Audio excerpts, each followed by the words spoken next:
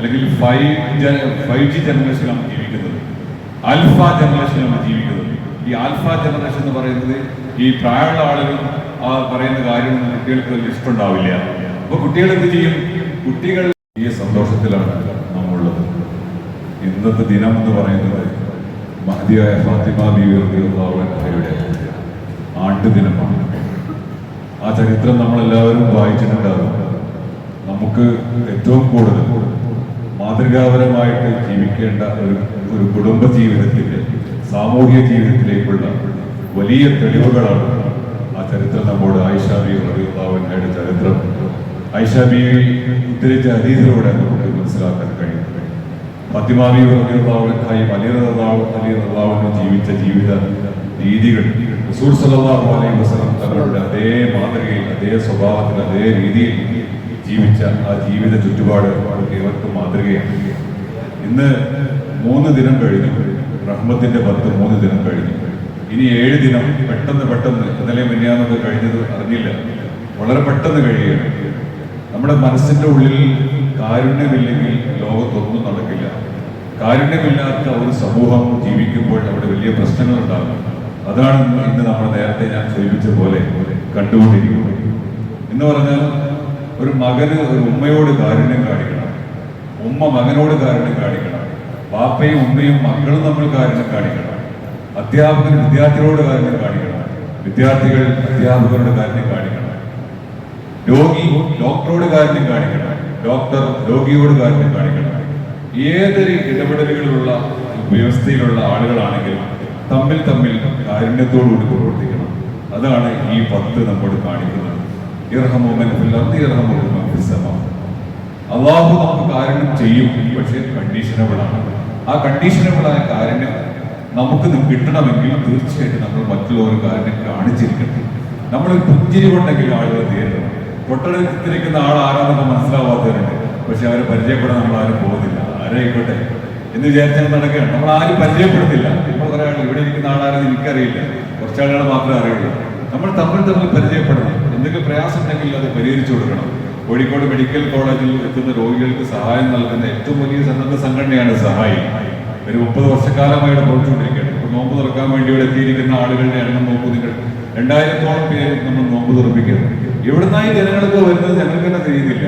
ഭക്ഷണം നൽകാൻ വേണ്ടി ഞങ്ങളിങ്ങനെ കാത്തിരിക്കുന്നു.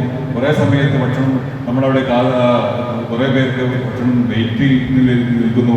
അങ്ങനെ നമ്മൾ ഭക്ഷണം കൊടുത്തുകൊണ്ടിരിക്കുന്നത് അത് ഏറ്റവും വലിയ കാരുണ്യമാണ്. ആ കാരുണ്യം കൊടുക്കുന്നത് നമ്മുടെ മനസ്സിന്റെ ശുദ്ധി പോലെ കൃത്യമായിട്ടും നമ്മൾ മനസ്സിലാക്കി പ്രവർത്തിച്ചാൽ യാതൊരു സംശയവുമില്ല അവന് അള്ളാഹുവിന്റെ കാരുണ്യം ഉണ്ടാകും. അതിനുവേണ്ടി പ്രവർത്തിക്കുന്ന വളണ്ടിയർമാർക്ക് കാരുണ്യം ഉണ്ടാകും. അതിനുവേണ്ടി ഭക്ഷണം പാകം ചെയ്യുന്ന അടുക്കളയിൽ ജോലി ചെയ്യുന്നവർക്ക് കാരുണ്യം ഉണ്ടാകും. വളണ്ടിയർമാർക്ക് സേവനം ചെയ്യുന്നവർക്ക് കാരുണ്യം ഉണ്ടാകും. അല്ലാഹുമ്മ റഹ്മനി യാ അർഹമർ റഹീമീൻ. അതുകൊണ്ട് ഇന്നത്തെ നമ്മുടെ കേരളത്തിന്റെ ന്യൂജൻ അവസ്ഥ എന്ന് പറയുന്നത്, അല്ലെങ്കിൽ 5G ജനറേഷനിലാണ് ജീവിക്കുന്നത്, ആൽഫ ജനറേഷനിലാണ് ജീവിക്കുന്നത്. ഈ ആൽഫ ജനറേഷൻ എന്ന് പറയുന്നത് ഈ പ്രായമുള്ള ആളുകൾ പറയുന്ന കാര്യമൊന്നും കുട്ടികൾക്ക് വലിയ ഇഷ്ടമുണ്ടാവില്ല.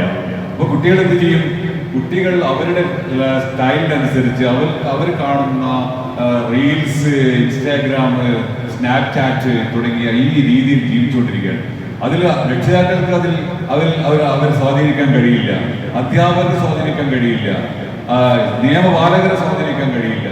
ആർക്കും സ്വാധീനിക്കാൻ കഴിയാത്ത വിധത്തിൽ കുട്ടികൾ എന്തോ ചില ഉഗ്രത ജീവിതത്തിൽ അകപ്പെട്ടു പോകും. അവർക്ക് നിയമം അറിയില്ല, ഒന്നും അറിയില്ല. അങ്ങനെയാണ് ഇന്നത്തെ സമൂഹം ജീവിച്ചുകൊണ്ടിരിക്കുന്നത്. അതാണ് നമ്മൾ താമരശ്ശേരിയിൽ കണ്ടത്, അതാണ് നമ്മൾ വെഞ്ഞാറമൂടിൽ കണ്ടത്. അതെല്ലാം നമ്മൾ കാണുക എന്നല്ലാതെ ഇത് കഴിഞ്ഞതിന് ശേഷമാണ് നമ്മൾ മേലോട്ട് നോക്കുന്നത്. അതിന് മുമ്പ് നമ്മളൊന്നും ചെയ്യുന്നില്ല. അതുകൊണ്ട് എൻ്റെ മകനാണെങ്കിലും നിങ്ങളെ മകനാണെങ്കിലും മകളാണെങ്കിലും ആൺകുട്ടിയാണെങ്കിലും പെൺകുട്ടിയാണെങ്കിലും അവരെങ്ങനെ ജീവിക്കുന്നു എന്ന്, അവരെന്താണ് അവരെ സ്വാധീനിക്കുന്നത്, ഇൻഫ്ലുവൻസീവായിട്ട് കാര്യങ്ങൾ എന്താണ് എന്ന് കൃത്യമായി മനസ്സിലാക്കാൻ നമുക്ക് സാധിക്കണം. അവരെ കൂട്ടുപിടിക്കാൻ നമുക്ക് സാധിക്കണം. അതുകൊണ്ട് ഇനി അങ്ങനത്തെ സംഭവങ്ങൾ കേരളത്തിൽ ആവർത്തിക്കാൻ പാടില്ല. 10ാം ക്ലാസ്സുകാരൻ കൂട്ടുകാരനോട് പഠിച്ച് കളിച്ചു വളർന്ന കുട്ടി ഇന്നലെ പരീക്ഷ എഴുതാനില്ല. അവൻ ആരുടെ മണ്ണിലാണ്. കാരണം എന്തോ ചെറിയ വാക്കേറ്റം നടന്നതാണ്. ആ കുട്ടിയെ കൊലപ്പെടുത്തുകയാണ്. വലിയ കമ്പിപ്പാറ മറ്റ് വലിയ ഉപകരണം കൊണ്ടാണ് ആ കുട്ടിയെ കൊലപ്പെടുത്തിയത്. നോക്കൂ നിങ്ങൾ, എന്താണ് ഈ കുട്ടികളുടെ അവസ്ഥ?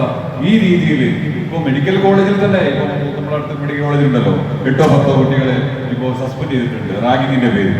ചെറു പ്രായത്തിൽപ്പെട്ട അല്ലെങ്കിൽ ഫസ്റ്റ് ഇയർ പഠിക്കുന്ന, സെക്കൻഡ് ഇയർ പഠിക്കുന്ന കുട്ടിയെ, അല്ലെങ്കിൽ തേർഡ് ഇയർ സെക്കൻഡ് ഇയർ പഠിക്കുന്ന കുട്ടിയെ, ഫസ്റ്റ് ഇയർ കുട്ടിയെ സെക്കൻഡ് ഇയർ റാഗിയാണ്. റാഗിങ് എന്ന് പറഞ്ഞ നിയമങ്ങളുണ്ട്. പക്ഷെ ആ നിയമത്തിന് മനുഷ്യന് ദേഹോപദ്രവം ഏൽപ്പിക്കുന്ന വിധത്തിൽ അത് അവർ കൈകാര്യം ചെയ്യുമ്പോഴാണ് പ്രശ്നം ഉണ്ടാവുന്നത്. അതുകൊണ്ട് മെഡിക്കൽ കോളേജിൽ ഇപ്പം ഇവിടെ ഒരാളെ പുറത്താക്കിയിരിക്കുകയാണ് സ്റ്റുഡൻസിന്. അപ്പം ഇവിടെയും പ്രശ്നങ്ങളാണ്. പ്രൊഫഷണൽസ് പഠിക്കുന്ന സ്ഥലത്ത് മയക്കുമരുന്നിന്റെ ലോബികൾ മെഡിക്കൽ കോളേജിൽ പ്രവർത്തിക്കുന്നുണ്ട് സ്റ്റുഡൻസിനിടയിൽ. കൃത്യമായിട്ട് പറയാം, കഴിഞ്ഞ വർഷം 20 കുട്ടികളാണ് മയക്കുമരുന്നിന്റെ പേരിൽ ഇവിടെ പുറത്താക്കിയിരിക്കുന്നത്. ഞാൻ ഇതൊക്കെ പറയുന്നത് വെച്ചാൽ വലിയ വലിയ വിദ്യാസമ്പന്നരായ ആളുകൾ അവർ എന്ത് ഉപയോഗിക്കണം, എന്ത് ഉപയോഗിക്കേണ്ട എന്ന് അറിയുന്നില്ല. അവിടെയാണ് ഇസ്ലാം നമ്മുടെ മുമ്പിലേക്ക് വരച്ചു കാണിക്കുന്ന യഥാർത്ഥമായ ജീവിത ശൈലിയെ കുറിച്ച് നമ്മൾ മനസ്സിലാക്കേണ്ടതുണ്ട്. അതാണ് ഈ കാരുണ്യത്തിന്റെ 10 നമ്മൾ മനസ്സിലാക്കേണ്ടത്. തീർച്ചയായിട്ടും അത് ഉൾക്കൊണ്ടുകൊണ്ട് ജീവിക്കുവാൻ നാം ഓരോരുത്തരും തയ്യാറാകണം.